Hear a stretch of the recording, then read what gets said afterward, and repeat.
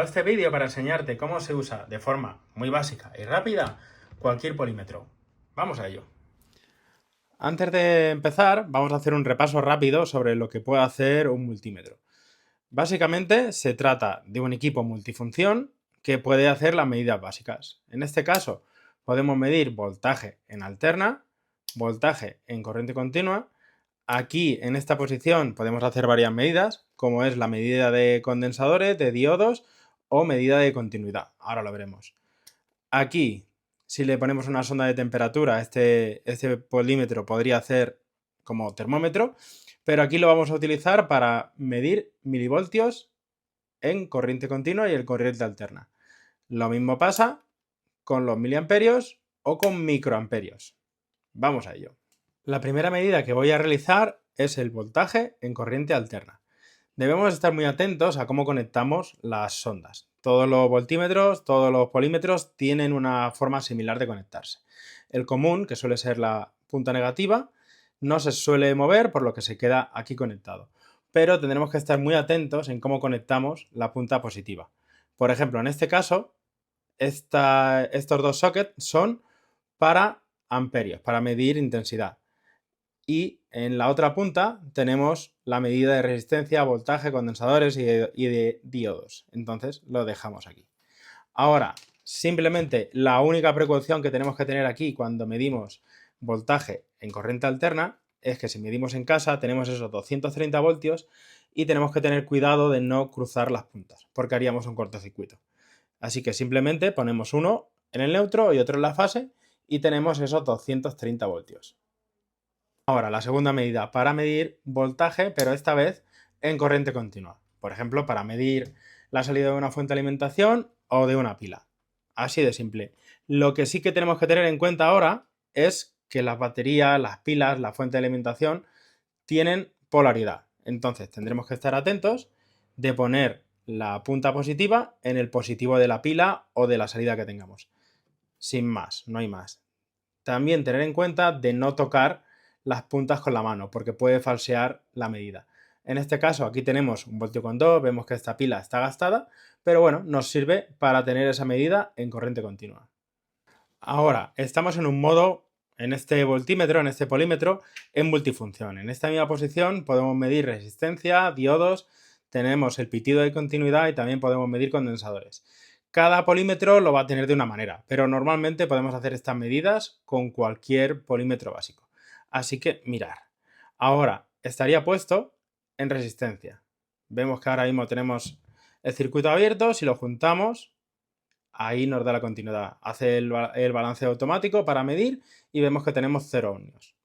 Si le damos aquí al selector, ahora cambiamos. Es resistencia, pero esta vez con pitido. Este es muy útil cuando queremos localizar pares de cables y lo hacemos juntando las puntas de un cable y vemos si tiene continuidad. La siguiente medida, vemos que pone nanofaradios. La medida en faradios es para medir condensadores. Ahora veremos cómo se hace. Y la última en diodos, ¿vale? Para medir diodos. En este caso nos va a dar a qué valor empiezan a conducir. Ahora lo vamos a ver. Y vamos a ver paso a paso. Mirar.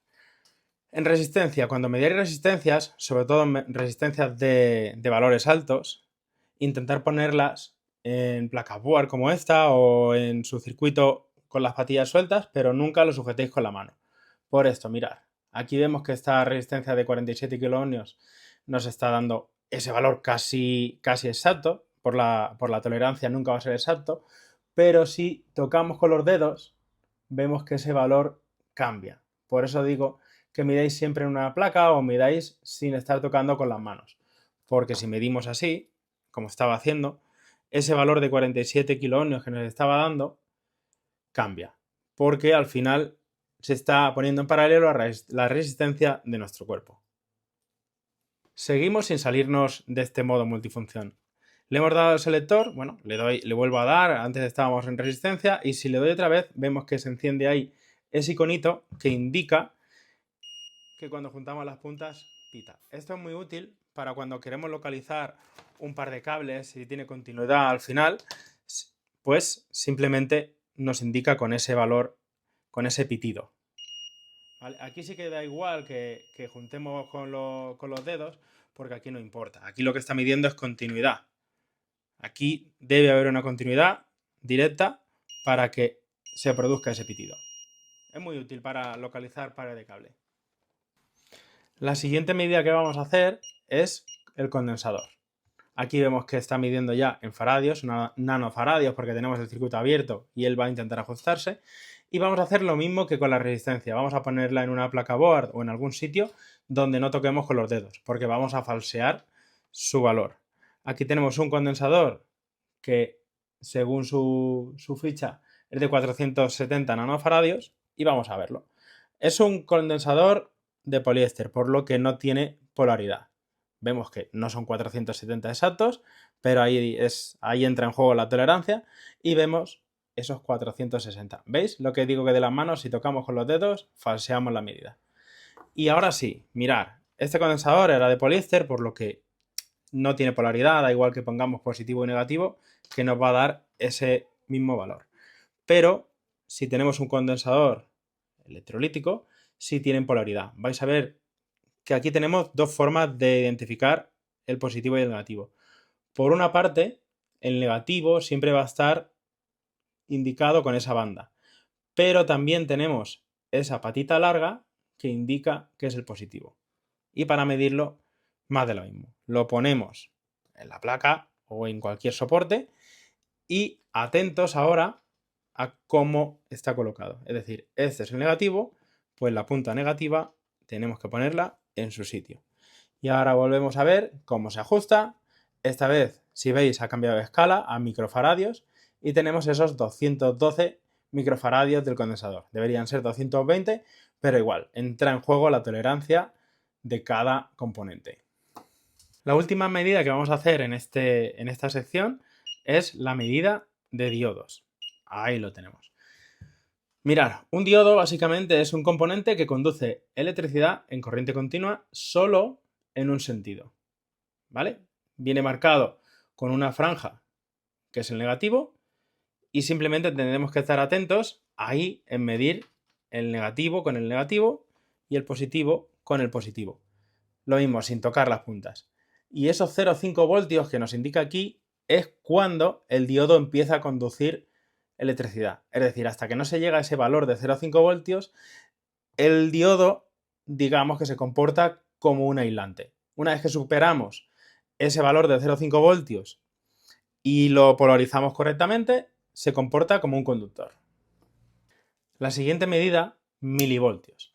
Esta medida es poco común utilizarla, a no ser que estemos midiendo en electrónica pura y queramos medir alguna salida de componentes que trabajan en estas tensiones.